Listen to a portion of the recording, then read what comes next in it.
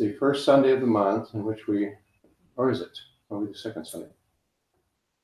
First Sunday. This is the first Sunday, in which we feature a guest speaker. This morning we have a special treat. Our Frederic Lecout, our practice leader in Dothan, Alabama, is here to give us a talk. Frederic represents a big mistake on our part.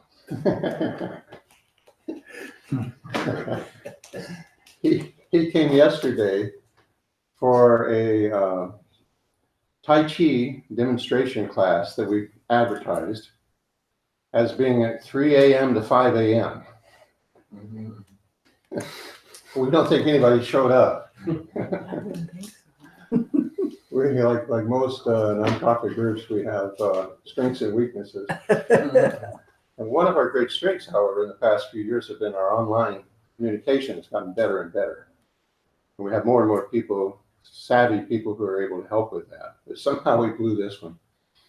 So Frederic came, and I think Brennan took his class. So Brennan got some special treatment. Yeah.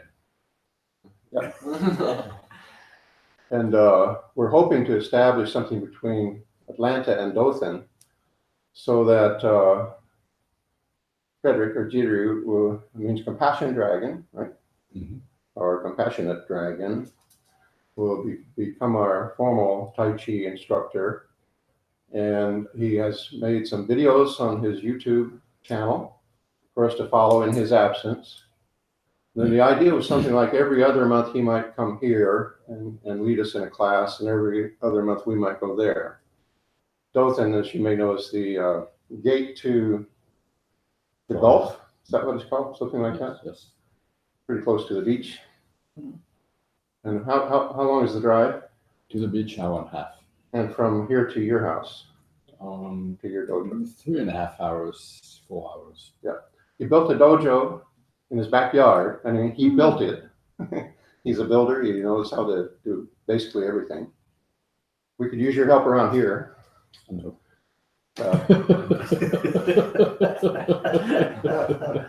So I just wanted to do a quick show of hands. I know Brennan's on the go. How many of you would be interested in joining a class that Frederic would teach periodically here? Okay.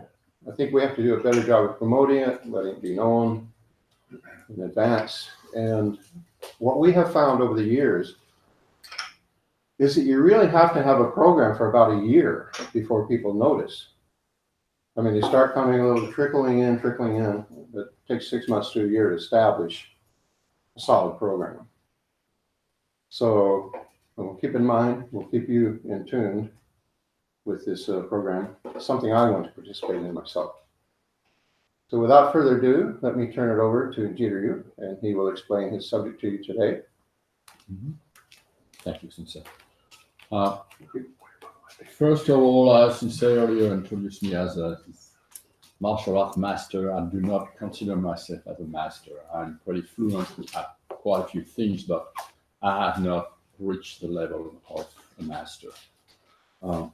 This being said, I've been practicing since 1969.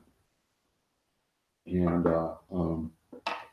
I will explain to you today how my martial art practice and habits have helped me for then, and how it could be helpful for other people. However, martial arts are not for everybody. Some people really like it, some people hate it, and I understand that. But some of these things that I'm going to speak about that we practice in martial arts can be also practiced in dancing. It's very, very close. Martial arts and dancing, as far as discipline are the same, are very close. So maybe in gymnastics, maybe, or calligraphy, or other kind of artistic practice. I'm going to speak about lots of things. My hope is that you will have questions at the end that I can answer, because it's always easier to have discussion than try to send out things to you like this. So when I first was interested in martial arts, then I found Zen. This has been for me. Some people start with Zen, then they go to martial art. No, I found martial arts first, then I found Zen, and I was very happy when I found it. And I have heard many times while I was doing martial arts and didn't know anything about Zen, that Zen could be very helpful for to improve the practice of martial art. This is a common saying that you're going to hear a lot among people who don't know much or know a little bit of martial arts. Say, oh, if you do Zen, your martial art is going to be very much better. It's not my experience, and I will explain a little bit. This is not the way it happened. So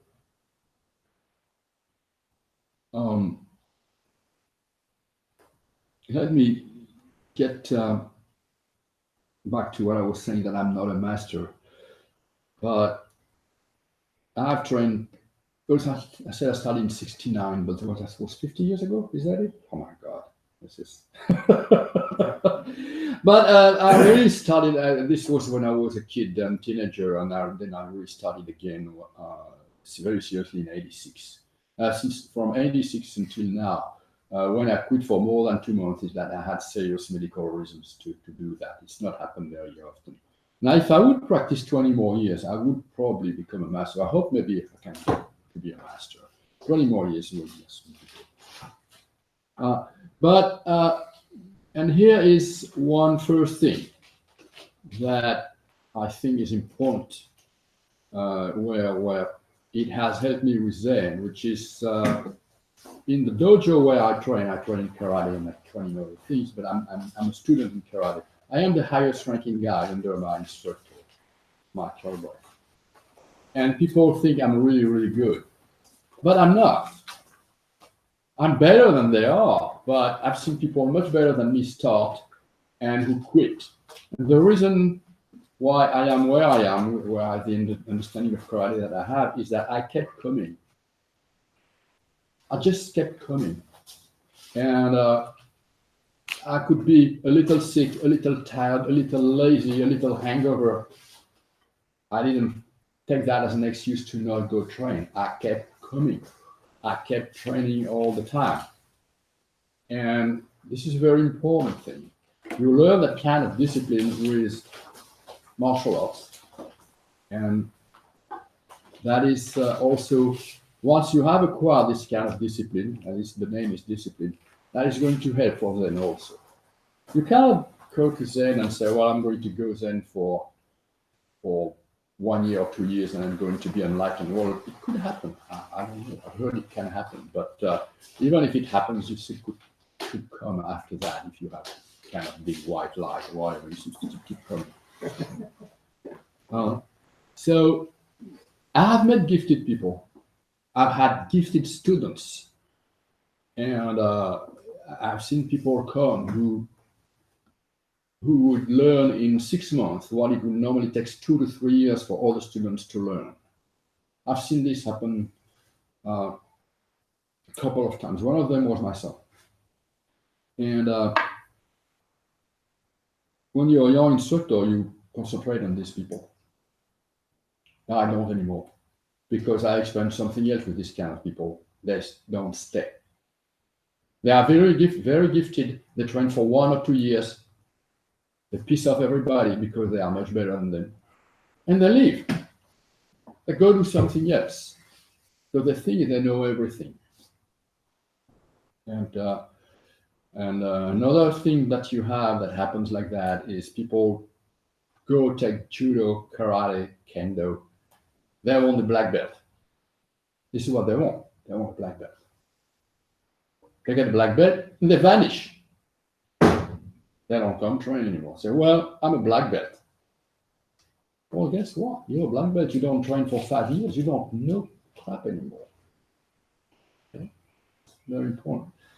Going to be the same thing. You might come to Zen and experience some kind of maybe real, maybe delusionary kensho or whatever, and say, oh, I'm a Zen master, and write a book about it.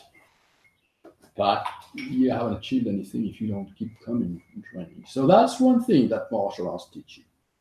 Another thing that is martial art makes you humble, and that's going to be the same for sport or thing like that. There are lots of books and videos and talks on YouTube about Zen. There are lots of them, and there's lots of crap there. They have the same thing about martial arts. There are lots of books about martial arts and videos. There's fantastic videos on YouTube. This is crazy about how to become you can become a Iaido master online. You can. I've seen that not long ago. So it's very easy to be deluded reading books about Zen, trying to maybe even try to meditate by yourself. It's very hard, but you can do that. And think that you have achieved something. However, in martial arts, you cannot do that. You cannot learn karate or judo by books. Maybe you think you learned them. Then you get on the mat with somebody and you will have a rude awakening that you will realize that you're not there. You will get beat, you will stand up and you realize that you have to train harder. This is very, very important. Very important. There is some reality, some humility, and this is a good aspect of going to tournament and compete. It's not so much to beat somebody, it's to see how you have progressed. And if you win, you win. Go find somebody stronger to fight. And if you lose, okay, I need to train harder. This is very, very good discipline also. So, this being said, I wanted to. There are lots of ways that martial arts can be very helpful for the Zen practice, but I wanted to concentrate on three mindsets. Is probably the best translation. Three mindsets that we encounter in martial arts, especially we speak about them in Japanese martial arts, and we sometimes speak about them also in Zen. And these are Zanshin, Fudoshin, and Mushin. Can you repeat that? Zanshin, Zanshin, Fudoshin, Fudoshin, Fudoshin, and Mushin. Mushin. Mushin. Now, if you take the Heart Sutra in Japanese, so we hear Fudo a couple of times. We don't hear Mushin, but we hear Mugen, I think. And we hear Shin a lot. Because Shin is the heart. Shin means the heart. Shin means the heart. It has different meaning. It's the heart, like the actual organ, but it's also considered in Chinese medicine as being the seat of willpower. So when your Shin is healthy, you have the ability to act. You have a strong motivation to act.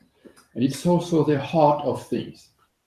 What gets deeper, the essence, not the essence, but the heart of things. What is the deeper level of understanding?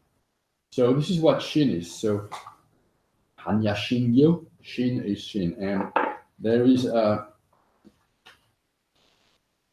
this is Shin, the symbol for Shin, and it looks like the heart with the artery and vein that goes to it. I want to pass this around if you're interested. If you take a look at the Heart Sutra scrolls, like the gold one out in the dining room, you'll find that mark in the Japanese part. So the first Like a smiley face.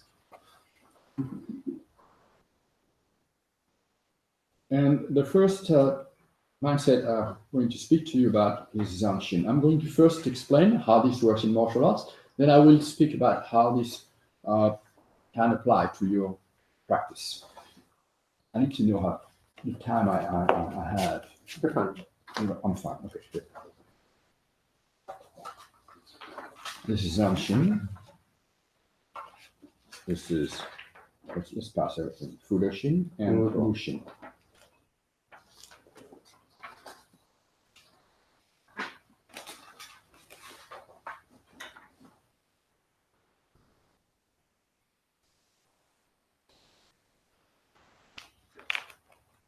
I'm just looking at the Edo scroll, because that's the move, it's different variation.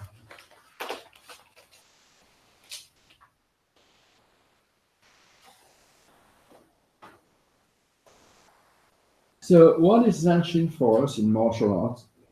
It's awareness, the attentive mind. Is the mind that pays attention to everything that is happening around. So in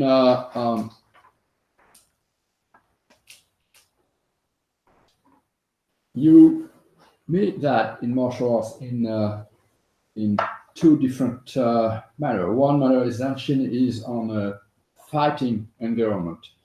It could be also in an actual military or kind of hostile environment. Zanshin is being able to be aware of everything that is around you. Zanshin is not concentrating your mind on one aspect of the situation. Because if you concentrate on one aspect, that this is where an opponent can create a diversion. Zanshin is awareness of everything that is around.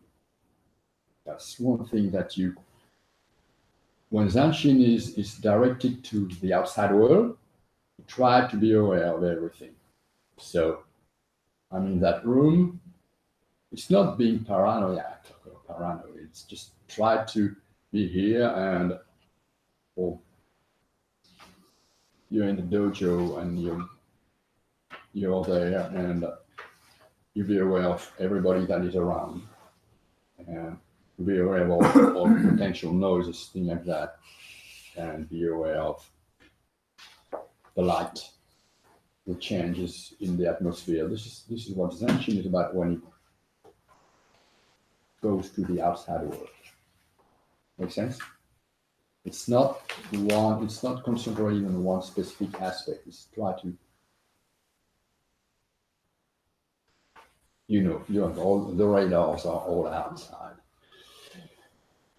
Zanshin, when it's concentrating inside, this is, we're getting more into the Zen here, is I was teaching Hachi to Brian yesterday, and it's very difficult because I start from really with the basics. He had never done any of these before, and he's done pretty good. But you have to first memorize the moves. Okay, your arm needs to be in that position, and your leg in that position, and then. But your feet need to be this way so that your balance is like that. And then when you move that arm this way, you have to breathe in. And then when the arm moves like that, you have to breathe out. And you have to think about this and that and that. You have lots of things to think about. And you cannot memorize everything at the beginning. But this is when you practice solo exercise, you are learning how to practice what we call kata, which Judo, it's different because you have an opponent, but it goes also the same way. You have to think about everything and think and not just think, but feel, okay, how does my foot is my weight on the ball of the foot or on the heel? This is not just your mind, it's also the body feeling, body sensation. And this is where Zanshin goes. You have to pay attention to every little detail, not outside. Now you're in a safe environment, but inside. How is my posture? How is my breathing? How is my arm? How is my spine? With my shin down? And the posture of martial art is the same posture as far as the spine is rolled. So this is what Zanshin is about. Try to be aware of everything, either outside or inside, and you train for that. When you learn how to practice your routines, what we call kata, which would be in gymnastics like a routine, thing like that, you practice, you try to concentrate on everything, not only the memory of what the move should be, but also the feelings inside your body, how your joints are aligned, everything, and correct it to make it perfect. This is also where you need a good instructor to help you, because it's very easy to think you're doing it right and you don't. That's ancient. So does it ever become both? Inside and outside? It's first.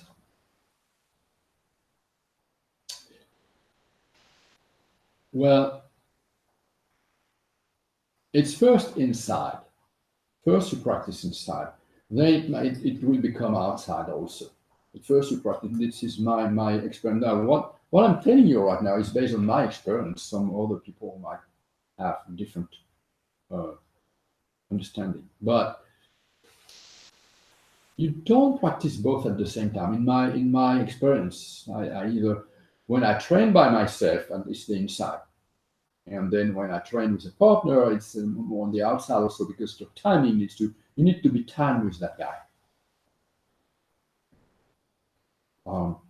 I need to make it a little short. I could speak more about that, but improvise. Now, after that, and I'll be glad to answer. I will be glad to answer a question. Fudoshin. Fudoshin. You know at the entrance of temples in Japan, you have two guys that they have this sword. They look terrible.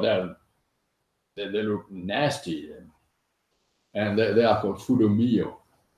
They are divinity that is here to protect the Dharma. So they are warriors who are here to be there, always protect the Dharma. So Fudoshin is immovable mind. So it's a state of equanimity or imperturbability where the mind is very quiet and is not disturbed by anything. And this is something that if you can achieve that in life, it's very nice. Basically, if everybody could have Fudoshin, it's very nice. So how is Fudoshin in martial arts? Fudoshin is you're not going to find this practice that so much by yourself. It's going to be when you practice with a partner and who is trying to push you, either in actual fighting, in competing, or with a partner that pushes you. And this is the job of the instructor, so to take a student who is getting better and try to challenge them a little bit more. And the principle of fighting or other things, whether it's an actual physical fight or other thing, is to put your opponent and put him off balance. Now in judo, you put them physically off balance and they fall. But you can put your opponent off balance mentally. You know, like this, you say, I snatch like that, your eyes go there, and boom, I put your mind off balance. And get your attention here, get your shin here, and I get you here. So, Fudoshin is the ability to not be fooled by this kind of things. Whatever happens around you, you're not fooled by it. Now, that doesn't mean that you don't react at anything. That means that you're not getting fooled. This is a higher level of training. This is where you need some people to challenge you to get you to develop a better Fudoshin, better immovable mind. And I'm not there yet. You still can fool me. It's hard, but you still can fool me. So Fudoshin is the ability to, let's say, enter in a room and you hear a loud explosion outside and you keep entering the room. You're not being fooled by what goes on. And we'll see how it relates to Zen. It really relates a lot to what we're doing. And you don't lose your self-control. Fudoshin, the equivalent maybe of self-control would be of Fudoshin is in the West would be self-control. It's a value that is not exemplified by many people at higher spheres of the government, to say the least. Self-control is something that is not appreciated at all anymore. People love to be out of control, do outrageous things, say outrageous things, and it's a shame. And this is something you're going to develop through martial arts Fudoshin, the ability to not be fooled, not be triggered by people who try to put you off balance, so that you don't pay attention to what is really important that is happening. Okay? And we have that also in Zazen. Okay? So Fudoshin. And I would like to read something, quote from my late sword master, Shimabukuro Masayuki. He writes about, in his book, he's called Heijoshin. He's very close to Fudoshin. Heijoshin is peace of mind. Is the byproduct of a person's complete inner being. It can only be achieved by refining the whole inner essence, and this can only be accomplished if one's intellect, emotions, and character are developed in balance. Heijoshin literally translated means constant, stable spirit. That's Fudoshin. Such a translation hardly does it justice. To achieve Heijoshin as a martial artist requires a lifestyle of discipline, effort, sacrifice, commitment. You want to do that, this is what you need also. Such a commitment to developing excellence of character is what sets the martial artist apart from most people in a confused and unhappy society. As we discover the true nature of martial arts training leads us to a fuller understanding of the nature of life itself. With this understanding comes peace of mind and true and lasting happiness.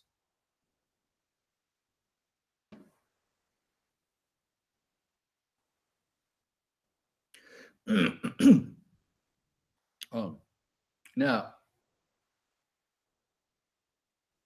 Mushin. Mushin is translated sometimes as no mind or empty mind.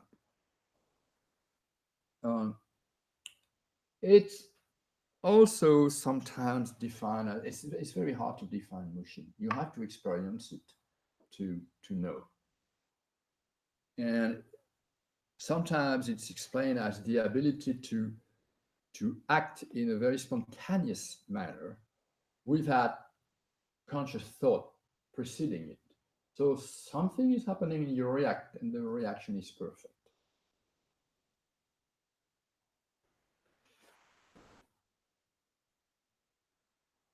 This is a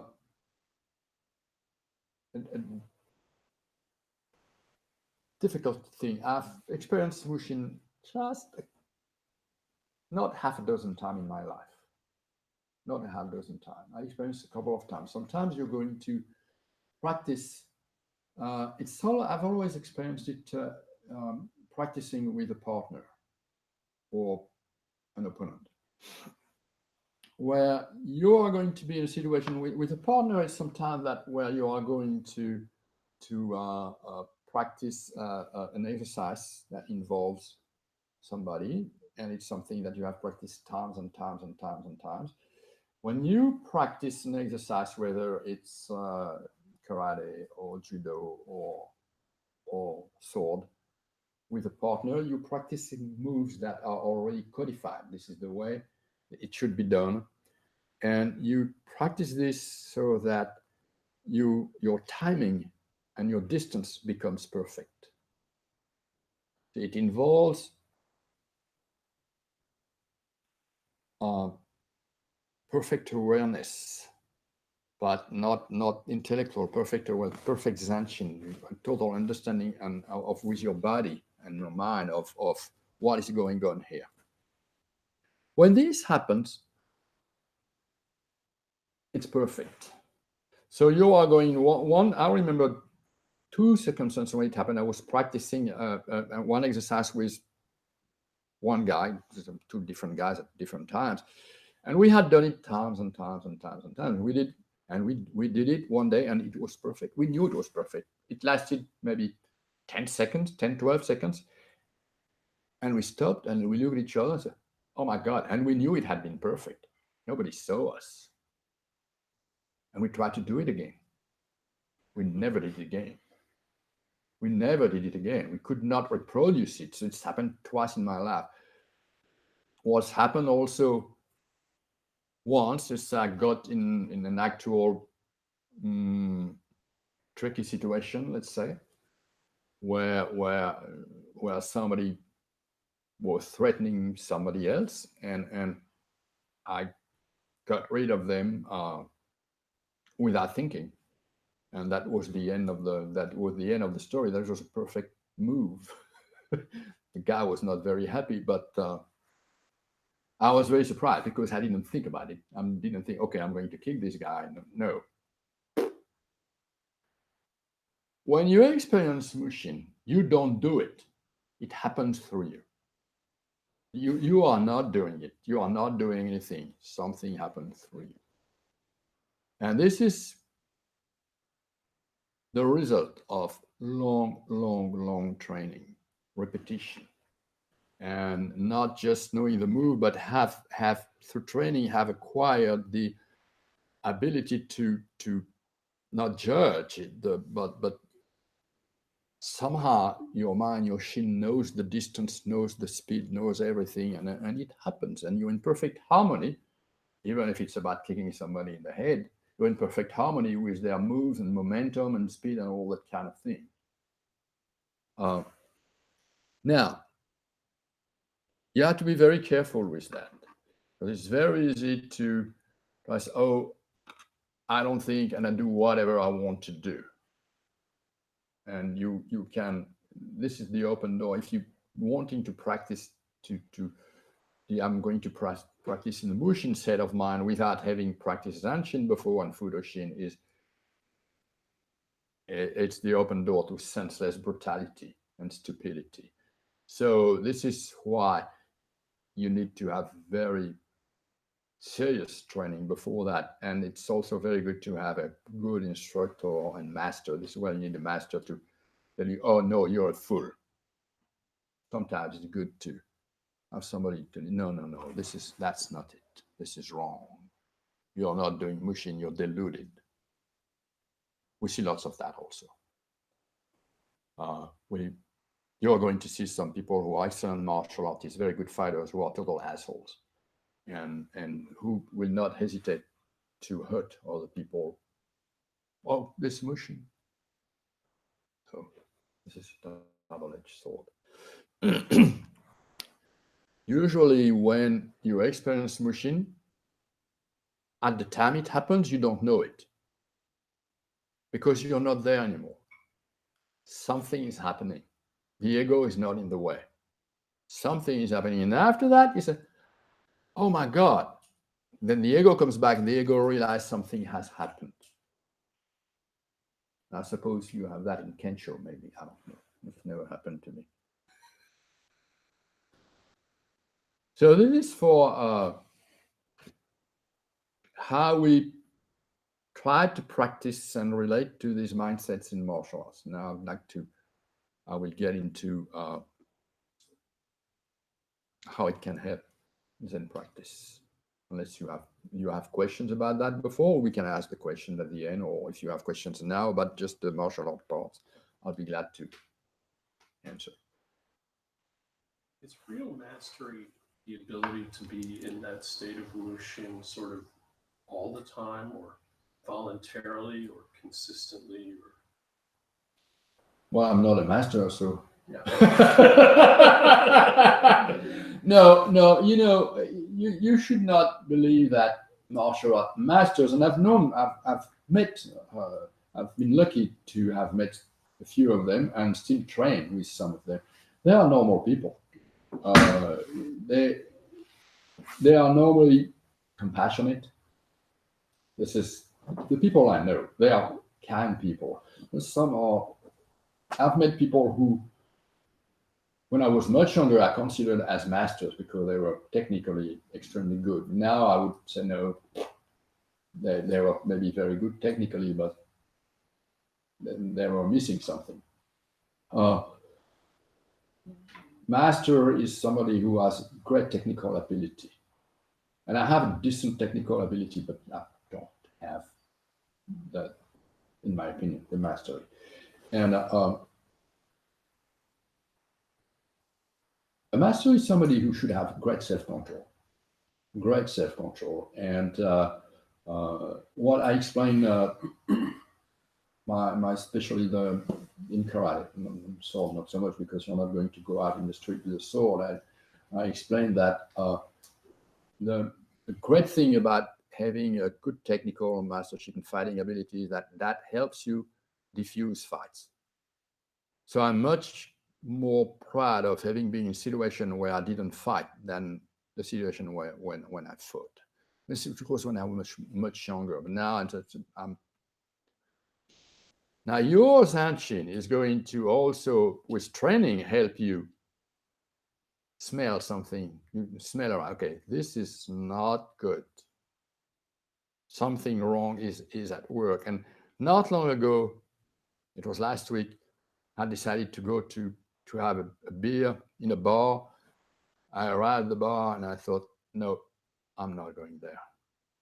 I had a feeling that something bad might happen. And when I have this kind of feelings, I trust them. So you develop your Zanshin, you are able to say, okay, something is not right, so you can decide to not go, or you can decide to go, try to prevent this from happening.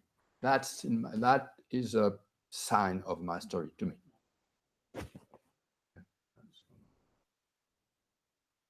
I think a handy way to think of mastery is you can master techniques. There's certain things you can master. But people say Zen master. And I think, how do you master Zen? You know, it's not possible. So the way I think of it is Zen masters us. And, you know, when you see yourself failing in some way or the other, that's the training. That's the Zen training, right? Mm-hmm. And so Zen is mastering you when you see how poorly you're doing it.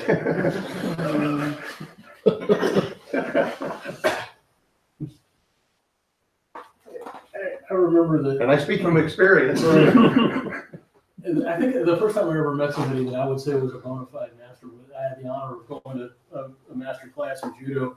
It was being taught by one of the former South Korean national champions. He won the national championship, I don't know how many times. Had the big crusted over cauliflower ears. He was an Olympic medalist, and he taught us. He couldn't speak English, but you know, we did a whole class with us. And then what he was going to do was he was going to spar each person in the class one at a time. And so he started at the lower belts, and he was one after another, just wiping them out.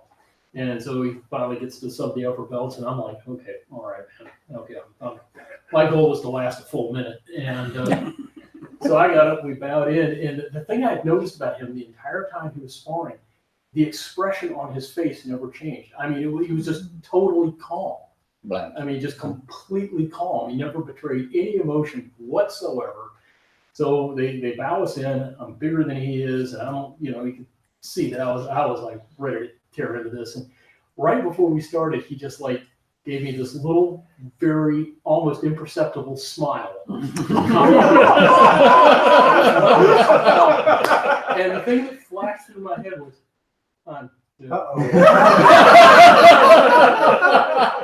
the last thing I can remember was reaching for his lapel. And I was flat on my back, and he already had me pinned. 6 seconds. Yeah. But, you know, I it wasn't that his technique was so amazing. It's just that he was so completely imperturbable. So thank you. That's a very nice story, because basically the smile puts you off balance. That's my yeah. The smile puts you off balance. This was his Kazuchi. Yeah. And you were in a state of mind, then all of a sudden you are lost. Yeah.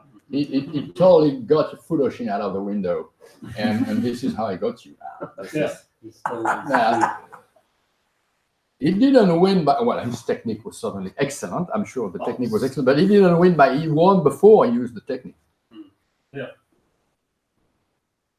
So what kind of training do you do in addition to forms, like physical training? Do you do weights and run and that kind of Oh, stuff? no, I'm too old for that. I do bicycle. I don't fight anymore. I mean, actually fighting on the ring. I don't do that anymore. I have issues with this knee principally, and fighting would be crazy for me because I could damage it again and be crippled for the rest of my life. So, but well, you can do a little bit of muscle work, abdominal work. I don't try to build up muscle mass. I try to have stamina. And I work physically also. I do lots of yard work for people, things like that. So I work physically. I ride my bike. I'm riding my bike twice, 10 miles a week, or something like that. What about your students? What do you teach them to do? Oh, they do whatever they want to do. As far as physically, well, I teach, my classes are Tai Chi and swordsmanship. And I teach karate, but not, I teach for my instructor. I teach karate also. And there was my sword master one day, who's also a karate instructor. He trained with a Japanese guy one day who told him, all right, so he was young, he was in his 30s or 40s, and said, oh, Carl, you know, you're 30 years old, you train hard, but right now, you're 30 years old, you're strong, but you're never going to be stronger. So I said, you should train like an 80 years old man. He was right. If you train like an 80 years old man, if you're able to knock out somebody with the technique that an 80 years old man would use with very little power, then you can achieve something. But if you rely on your strength, you will always find somebody who will become stronger than you. So I'm not strong, but with the right technique, the proper body alignment, proper joint alignment, you can either inflict lots of damage, or you can put people on the ground when they don't even know what happened to them.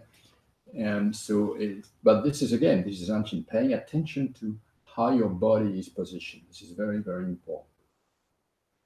And I work endurance mostly. I'm 61 years old. Working out muscles would be a mistake, in my opinion. So, I do.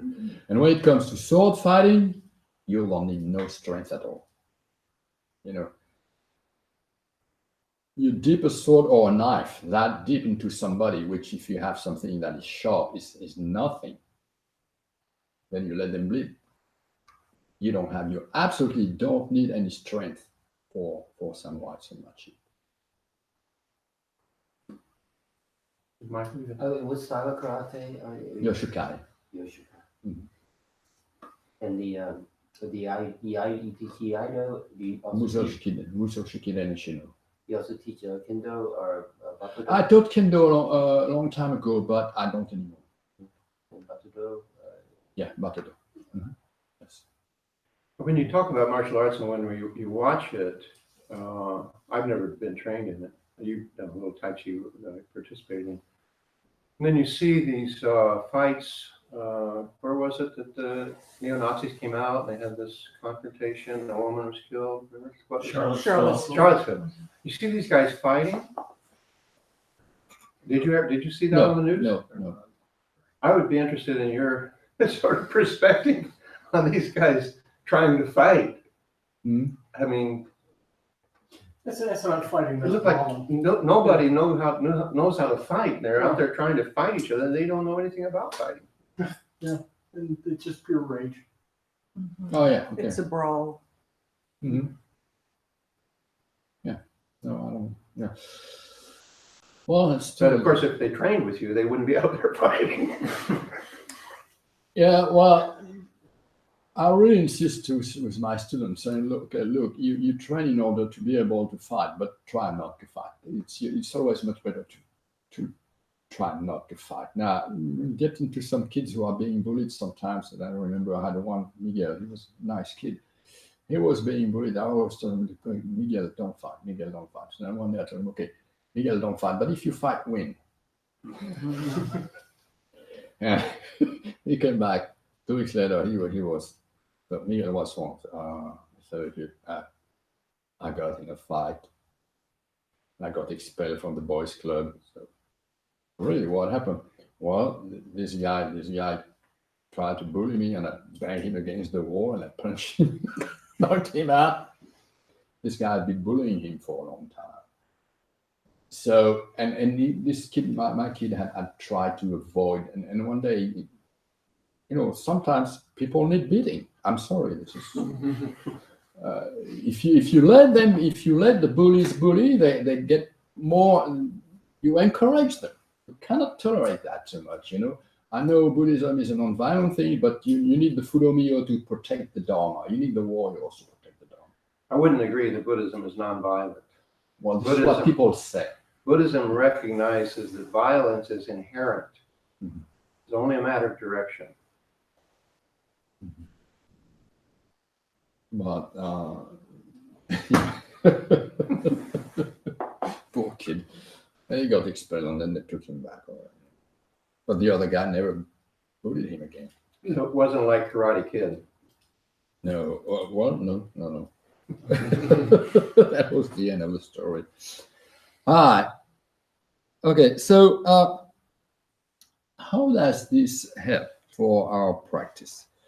How much time do I have, Cynthia? All the time you need. If people need to leave, they know they welcome to leave anytime they want. So I'm going to speak about a little bit about mindfulness, and about mindfulness and about zazen. So I've practiced mindfulness also as an help for me to translate later on the cushion for Shikantaza. So there are something mindfulness. There's lots of things written and about mindfulness also, like they are about zazen, and you can read lots of new age kind of stuff about mindfulness. But mindfulness is a Buddhist practice, and it's clearly defined, and you have some good things about it. And I consider mindfulness as a sort of kind of warming up for zazen. This is how I practice that, or zazen light. You can practice mindfulness in your car. You cannot practice zazen when driving your car, but you can practice mindfulness. It's going to help you later on to practice in the cushion. And so you have one of the easy thing to practice for mindfulness, what they call mindfulness of feelings and mindfulness of the mind. And you define mindfulness of feeling at feelings. You have three kinds of feeling. You have pleasant feeling, unpleasant feeling, and sometimes you have feelings you don't know whether it's pleasant or unpleasant. So I don't know what to think about that.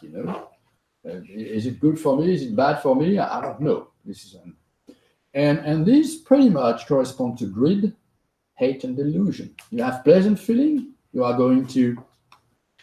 Oh, I want that. This is pleasant. I want this experience to go on, or I have this bad feeling, and I don't want to experience that anymore. And then you have the feelings what you don't know. I'm not sure, is that good or not? And when you don't know, usually it's because you don't understand what's going on. So that's delusion. So this is mindfulness of feeling, is trying to be aware of that, recognize what is going on so that you can stop it later. And this is Zanshin. Okay, so you can practice mindfulness while you are walking in the street, or while you can sit at a table, or you can be driving your car. The car is nice. I like driving my car. I mean, you of course, you have to look at what's going on. This is Zanshin also. But, when you drive, you have lots of thoughts coming to you.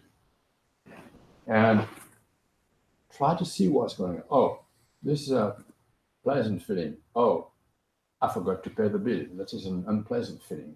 Oh, there is that song on the radio. I don't know if I like it, if I don't like it. Or you hear that song on the radio. It's like, so you can label your feelings pleasant, unpleasant. I don't know. Zanshin. You be aware of that. Be aware of your feelings. And that's a practice that you'll be able to use later for Zazen. So use that in for mindfulness. So mindfulness is Zanshin. You don't speak about Fudoshin you don't speak about Mushin in mindfulness. I don't anyway. Fudoshin maybe. But this is a later stage of mindfulness. Fudoshin is more about Zazen, in my opinion. So mindfulness is Zanshin, closer to Zanshin. You see? Well, in mindfulness is the use of Zanshin. The use You use Zanshin to be able to see what is going on in your mind. Okay? But you have mindfulness of the body also. I didn't speak about that here. Yeah. But mindfulness of the body, use Zanshin to say, how is my body? How is my breathing? Be aware of your breathing. That's, I don't have time about the breathing. But Zanshin is awareness. You can be aware of your environment. You can be aware of your own self, your body, and you can be aware of your mind. How's the body going? How's the emotions? How is the mind going? This is Zanshin. And this is for mindfulness. Mindfulness, you're going to use Zanshin. And you use Zanshin to develop Fudoshin, which might lead to Mushin or not. Now, okay.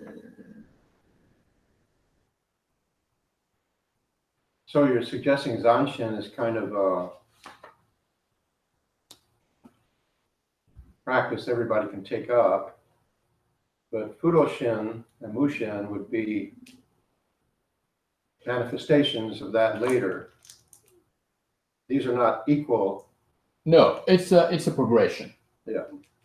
You start, the Zanshin is really everybody can learn how to practice Zanshin. It doesn't have to be martial arts. But more, if you have practice in martial arts, that's going to really help you for mindfulness or for Zazen.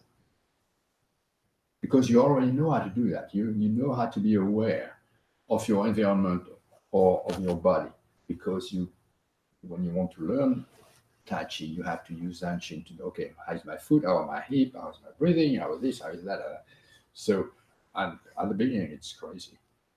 But little by little, you learn how to do that. That's going to help you for mindfulness and for Zazen also. But then, what is the Zazen? Basically, if you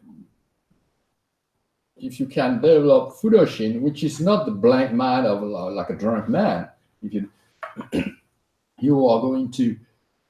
Let's get into that then. So,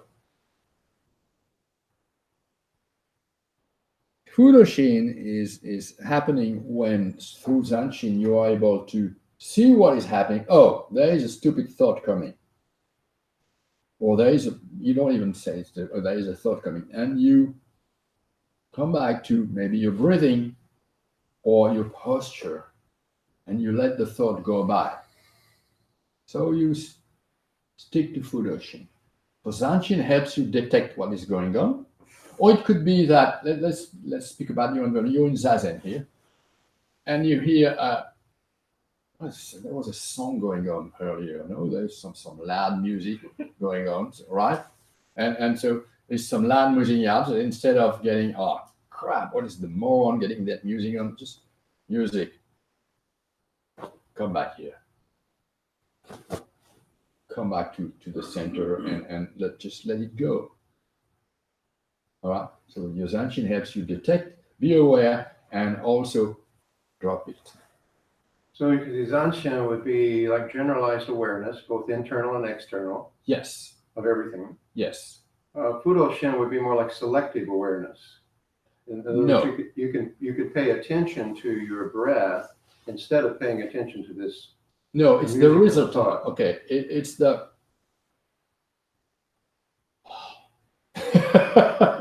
I didn't want to get into that. Okay, No, but that's okay. Go on. No, that's good. We're having a good discussion. So this is what Fudoshin is the immovable mind. Your mind doesn't move. Is not disturbed by anything. Okay, it's the you have a glass of muddy water and all the mud has gone down to the bottom and the water is totally clear. Or you have a mirror with dust on it and you've cleaned up the mirror and you have perfect reflection, no interference of nothing. So again, these are images. So this is Fudoshin. The water is totally clear. The light can go through it. And so this is what we try to do. However, it's very hard. So if you get attached to one thing, you are not Fudoshin anymore. But the best thing to not thinking is to think about one or to concentrate on one thing only. So it's a trick. The concentrating on the breath is a technical trick. Hopefully, you should be able, when you're in Zazen, to concentrate on nothing. Just motion. But then I cannot do that. Or maybe for I shouldn't say I cannot do that. Sometimes it happens for a few seconds, I suppose. But then some thought come back up again. And so here, what you do is so Zanshin. Okay, here that thought about paying the bill, right? That thought about having to cut this piece of stone like that to do my mosaics, and you go back, you trick your mind back to your breathing. It could be something else than your breathing, your posture, something like that, so that the mind doesn't get away with the paying the bill thought. This is the one-pointed awareness. I don't know the term for one-pointed awareness. Brings you back to the center, and it's not Zanshin, it's not Fudoshin, and hopefully set back again for Fudoshin. But it's not Fudoshin. It's a trick. And you can use them. That's another aspect. And in martial arts, it's also centered on the tongue. You bring back when your emotions get crazy, and they try to center here. Where was I? Fudoshin. I don't know.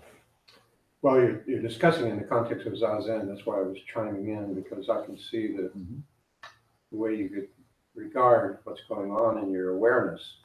Yes. As being different aspects of mind in Zazen. But instead of moving around the floor and your foot, and the weight on the foot, we encourage people when your posture starts bothering you, to just adjust, move. Yes.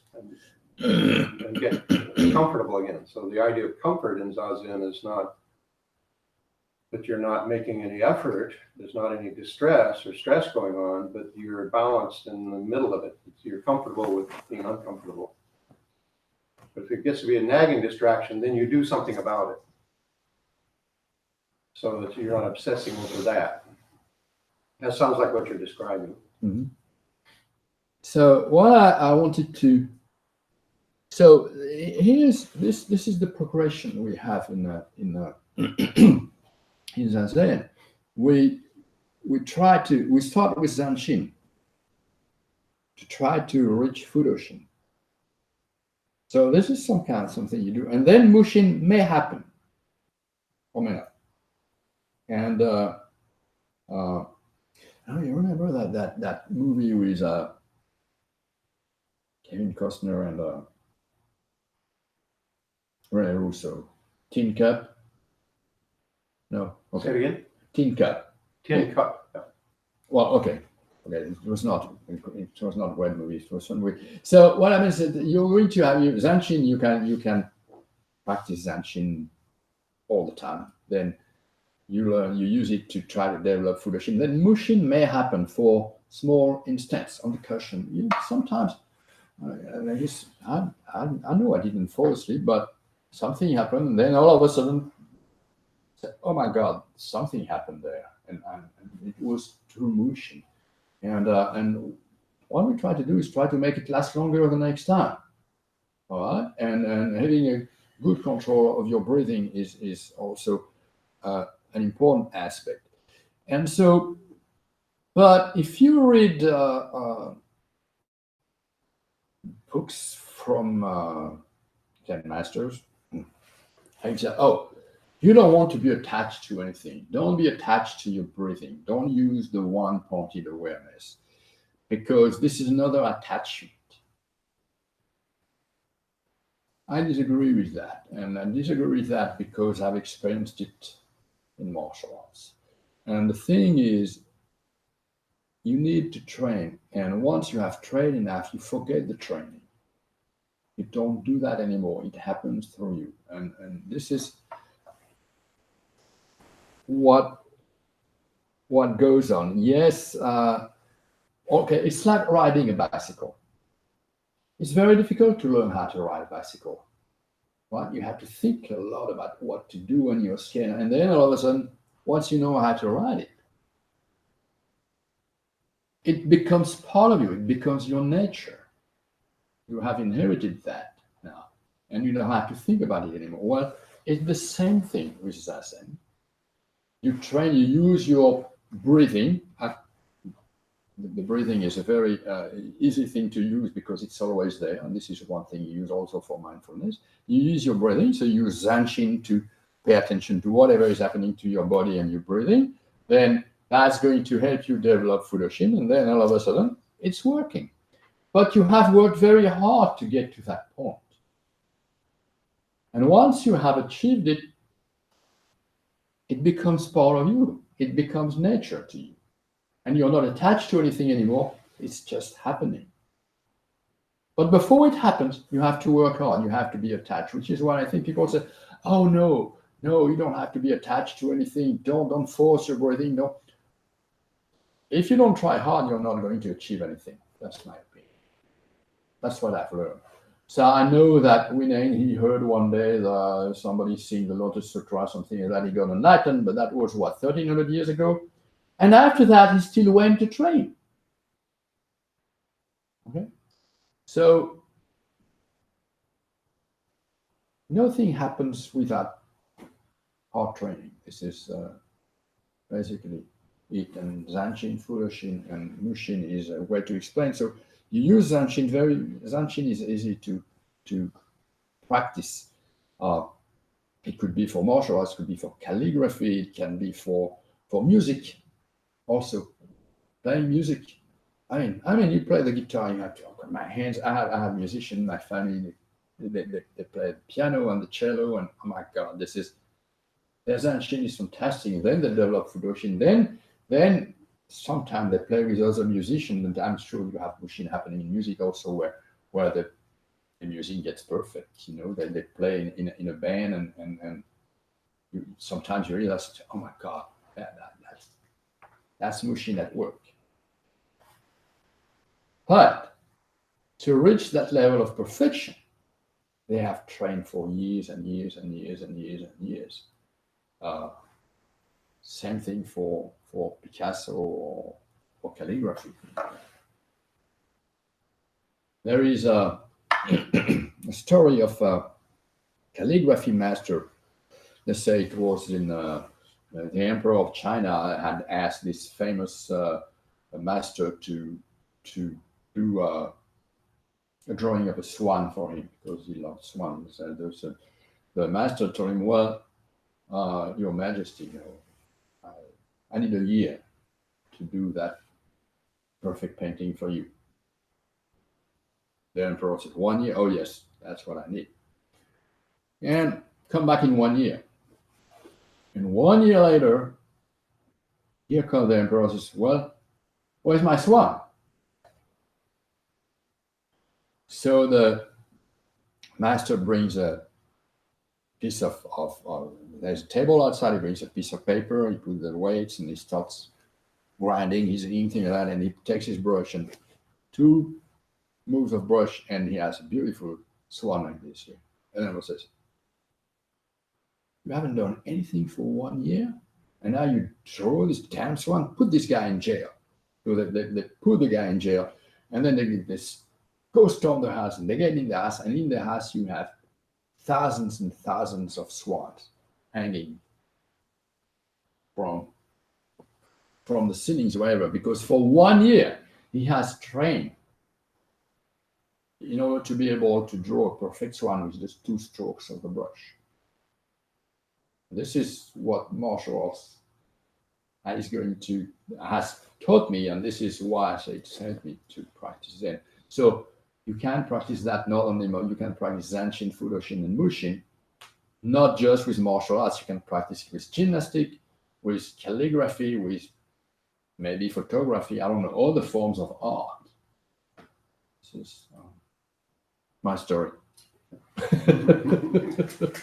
And I'd be glad to. Let's see, for a question. I just want there was a famous Picasso story around that where he was at a cafe and a woman came in. "Oh, you're Picasso. Can you draw me something on the napkin?" You know, he does. He draws a bull and he hands it to her, and she says, "I'll pay you whatever you want for it. That'd be $5,000." "You did that in 5 minutes." He said, "It don't took you 5 minutes to do it." He said, "No, man, it took me 65 years to do that." Yes. Let's go around the room and see if anybody has something to ask. I just want to share a quick Mushin story that I experienced. I not only experienced it, I have a photograph, which I was in my backyard shooting archery, about 40 feet away from my target. My wife pulls up in the driveway, and I'm like, "Look, honey, see what I'm doing, check out my archery." And I pull an arrow and I shoot it, and I hit a dead bullseye, which is rare for me. And in somewhat of amazement, I said, "You want to see it again?" And she goes, "Yeah." And I pulled an arrow and I shot it, and I swear to God, I split the arrow. A double bullseye. I got a photograph. I split the arrow, a double bullseye, and the arrow sticking outside the back of the arrow. And all I can remember is my wife going, "That's great, honey. When are you going to cut the grass?" That's my story. I'm done. Thank you. Good, very good story. Very good story. Well, you didn't try too hard to do it the second time, so you are probably. I don't even remember it. You don't remember. I think if you don't remember, I think it's a good sign. It just happened through you. You didn't do it. Your ego was not in the way. I could never do it again. That is one aggravating part of this. Yes. There's a metaphor attributed to Buddha. It says the archer starts out and can hit the broadside of a barn. And the next arrows, they get gradually smaller circle until they hit the bullseye. And then he says the archer continues shooting, so the first arrow is hit the second arrow hits the knock of the first arrow, lodges, and the third arrow hits that one, and so forth, and they never fall down. That's awesome. Keiko. Keiko. Joseph? I just want to get myself some Fudoshin. It's my main takeaway. I'm still going for Zanshin. Zanshin would be good, yeah. That's Jack, fair. how about you? Well, I do regularly work with some young people that they get into these types of things, fights. Maybe they're, like we said before, maybe they're just the brawls where they don't know what they're doing, or they may even know in anticipation that someone's going to break it up for them. But at any rate, I teach young people that get into fights and it has, consequences for them that are, clearly not good, with a school district and all. Mm-hmm. But is there like a good thing to say to them or good advice? Because I tell them how the school handles it, and it's always such a cold comfort or, cold explanation for them.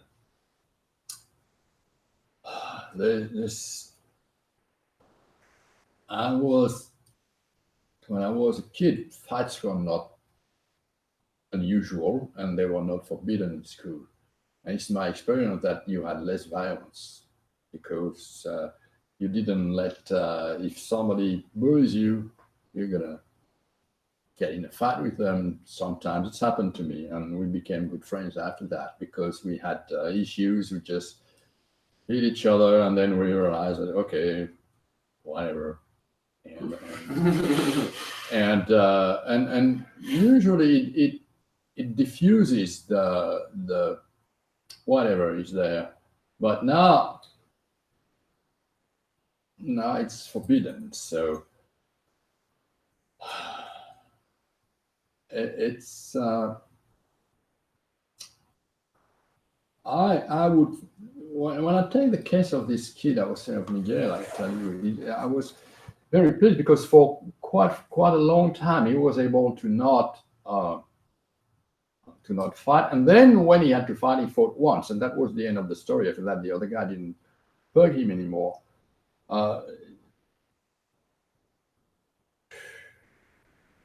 One idea would be maybe to teach these guys how to fight, where they learn how to develop self-control, but it requires time, effort, money to get this organized. So I do not have the answer. What can you do by talking to them? Talking is not going to do anything, in my opinion.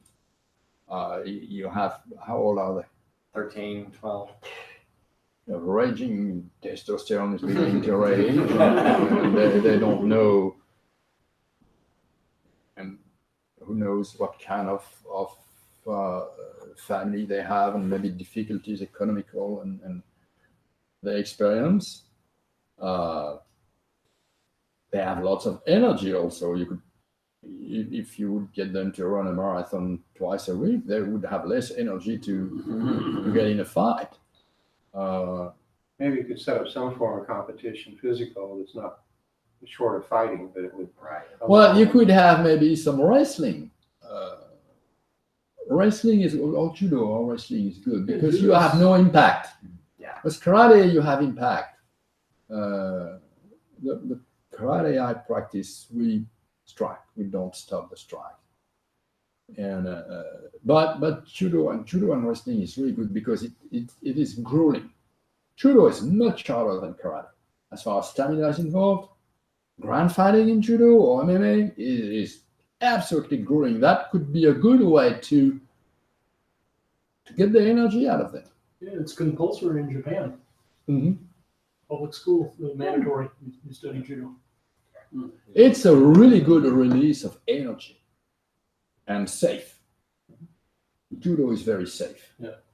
I did wrestle in high school, and And wrestling also, I suppose I know less about wrestling, but these are really grueling martial arts, and that might be and there is no impact, no gouging, no thing like that. So that might be a. Since you have some experience in wrestling, that might be a place to start, just very basic. Jack, get with me after this and we'll talk about that. I think it's generally at the high school, but it'd be interesting to see. So Paul, do you have something? Years ago, I studied Aikido briefly, just enough to have a tremendous appreciation for it. And I remember the instructor saying that we practice Aikido so we never have to use it. That if you actually use it, you've not done a very good job of learning it. Yes, I agree with that. However, in order to not use what you know, you need to have a really good level of understanding. That's the aspiration.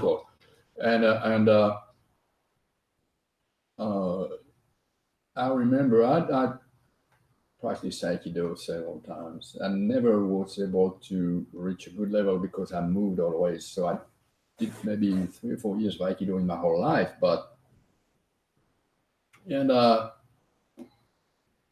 my experience of some Aikido classes is that there is sometimes a little bit too much emphasis on non-violence. We are a non-violent martial art.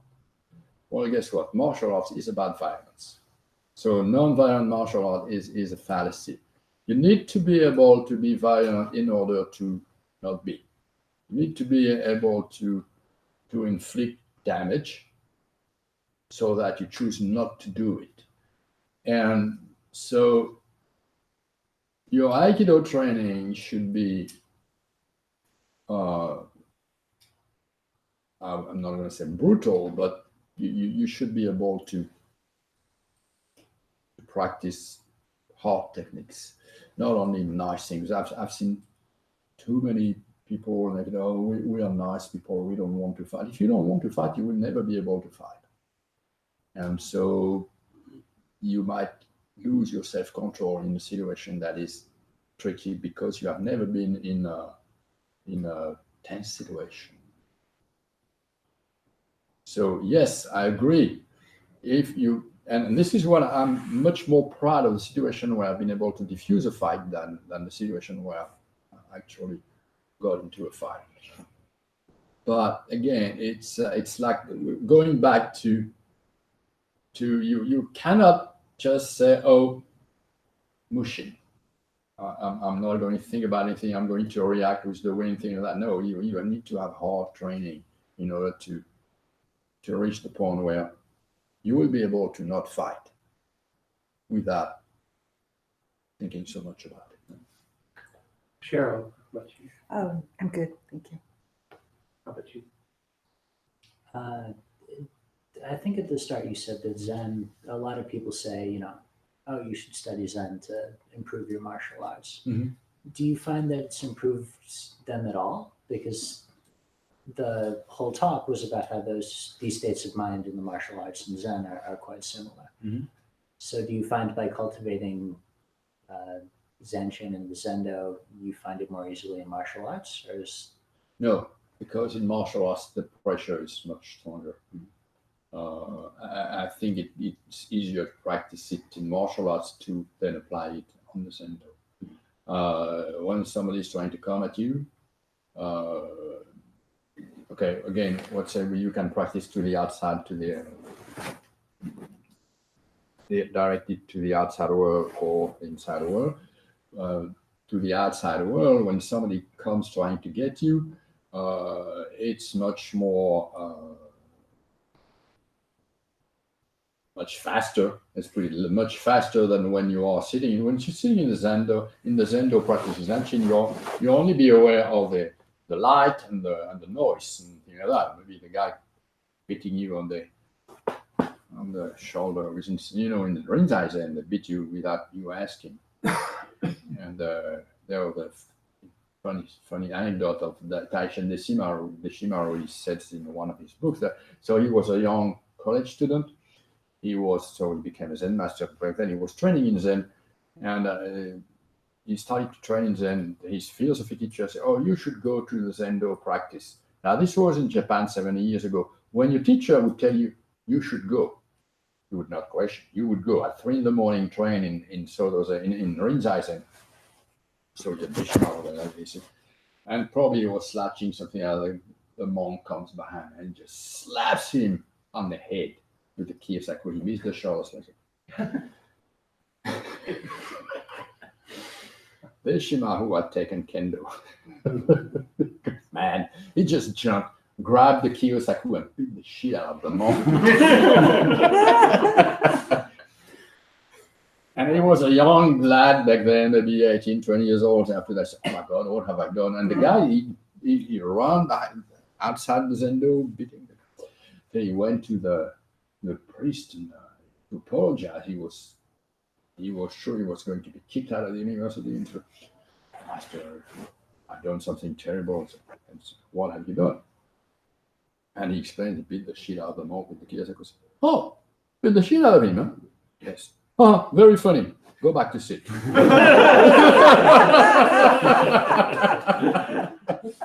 Brandon, did you have anything for us? Well, we want to thank you for being here.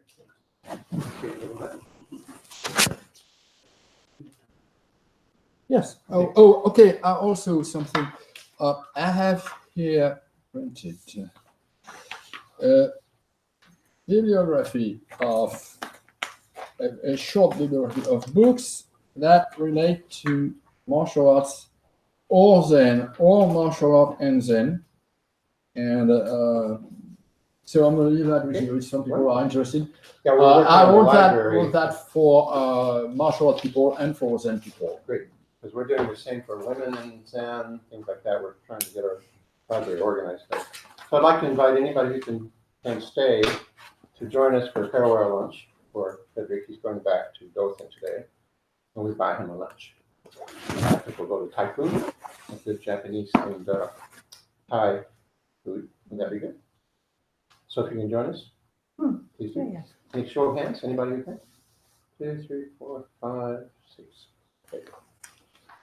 Thank you. Cheers. Somebody